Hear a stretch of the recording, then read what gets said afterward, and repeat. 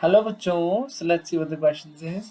The question says effective filtration pressure in glomerulus is created due to effective filtration pressure. तो let us see why is it just like that. तो ये है हमारा Bowman's capsule along with glomerulus. This is Bowman's capsule and a capillary network इसमें आता है. तो ये जो आर्टरी इसमें ब्लड लेकर आती है इसे हम कहते हैं afferent arteriole and it is larger in diameter as compare to efferent arteriole जो कि इससे ब्लड वापस लेकर जाती है. Efferent arteriole brings the blood and efferent arteriole carries the blood away from the glomerulus. ठीक है, afferent arteriole blood towards the glomerulus लेके आती है and efferent arteriole it gets the blood away from the glomerulus and it is smaller in diameter as compared to afferent arteriole. तो आप मानिए एक tap थी, उसका डायमीटर इतना था, उससे ब्लड का उससे वाटर का फ्लो आ रहा था at a normal rate. But जैसे ही आप क्या करते हैं उसके ऊपर आपने थोड़ी सी अपनी फिंगर रख ली और उसका थोड़ा आधा रास्ता ब्लॉक कर दिया, तो क्या हो जाता है, यहाँ से प्रेशर इंक्रीज हो जाता है. इंक्रीज्ड रेट पर वाटर आने लगता है, उसका प्रेशर इंक्रीज हो जाता है.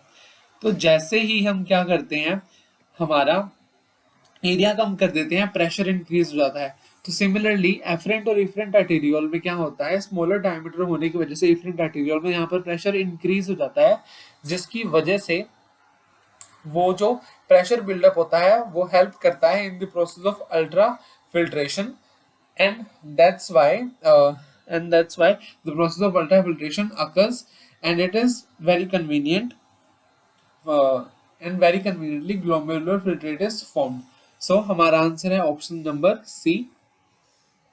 Option number C which says afferent arteriole is slightly larger than efferent arteriole. इसके कारण एक प्रेशर ग्रेडियंट डेवलप हो जाता है जो हेल्प करता है in the formation of the filtration pressure. और इसी प्रेशर ग्रेडियंट की वजह से हमारा ग्लोमेरुलर हाइड्रोस्टैटिक प्रेशर डेवलप होता है which is the main driving force in the process of ultrafiltration. तो बात रही ऑप्शन डी की, vacuum develops in proximal convoluted tubule and sucks the blood. This does not make any sense.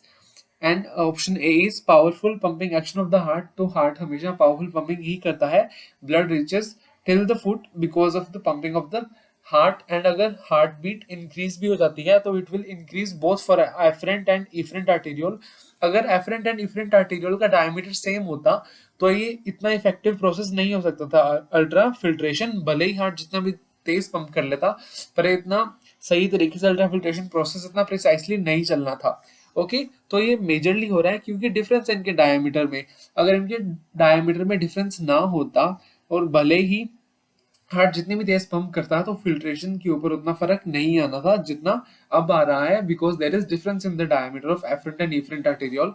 Similarly secretion of adrenaline, adrenaline क्या कर देगा, heart की beating को increase कर देगा, हार्ट पंप ब्लड जल्दी इन पंपिंग करेगा एंड हमारा जो हमारी जो हार्ट बीट है वो इंक्रीज हो जाएगी.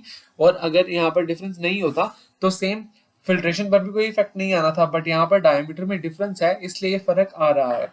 तो इसलिए हमारा आंसर है option number C because there is different in diameter of afferent and efferent arteriole, जिसकी वजह से एक प्रेशर बिल्डअप होता है जो हेल्प करता है इन the process of ultra filtration, जिसकी वजह से ही इतना प्रिसाइसली चल पाता है. एंड इस प्रेशर बिल्डअप की वजह से GHP also helps in the process of ultra filtration. So I hope you understood it well. Thank you.